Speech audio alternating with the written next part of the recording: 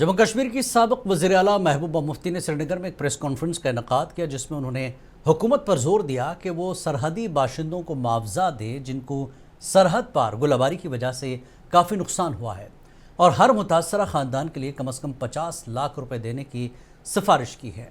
उन्होंने ये भी मुतालबा किया कि इन रिहायशों को बाज़ाब्ता तौर पर जंग के मुतासरीन के तौर पर तस्लीम किया जाए, क्योंकि उन्होंने गुज़श्ता बरसों में काफ़ी हद तक तबाही का सामना किया है। मतलब हालात काफ़ी ख़राब हैं इन लोगों के।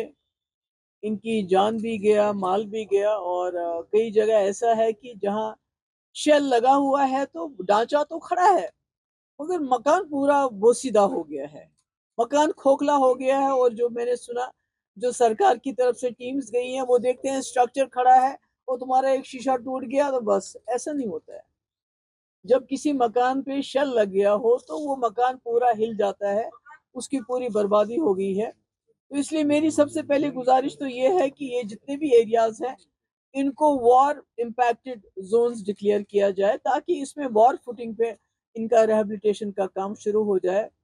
मकानों के लिए कम से कम 50 लाख रुपए दिया जाना चाहिए। उसके बाद सबसे पहली चीज जो मैं डिमांड करना चाहती हूँ सरकार से, गवर्नमेंट ऑफ इंडिया से, कि इन सब जितने भी इसमें हमारे लोग जिनकी जाने गई, उनको शहीद करार दिया जाना चाहिए।